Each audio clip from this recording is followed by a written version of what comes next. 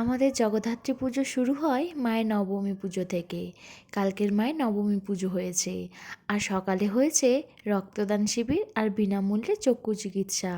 আর সন্ধ্যাবেলায় ছিল সাংস্কৃতিক অনুষ্ঠান আর আমাদের মেয়েদের নাটক। আর আজ সন্ধ্যায় তো রয়েছে ছেলেদের নাটক। আর আজ হলো জগদ্ধাত্রী পুজোর দ্বিতীয় দিন।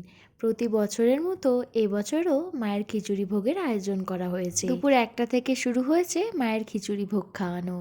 আর এই দিনে আমাদের পুরো গ্রামের কারোর বাড়িতে আর রান্না হয় না, সবাই এসে এখানে মায়ের খিচুড়ি ভোগ খাই। শুধুমাত্র যে আমরা মায়ের খিচুড়ি ভোগ খাই সেটা নয়, আশেপাশের অনেক গ্রাম থেকে অনেক মানুষজন আসে মায়ের খিচুড়ি ভোগ খেতে। এই যে এদিকে তাকা।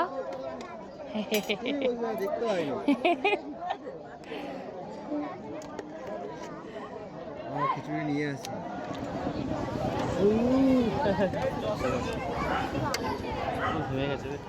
সবার সাথে বসে এই গরম ধোঁয়া ওঠা গোবিন্দভোগ চালের খিচুড়ি আলুর দম মায়ের ভোগ হিসাবে খেতে অপূর্ব লাগে।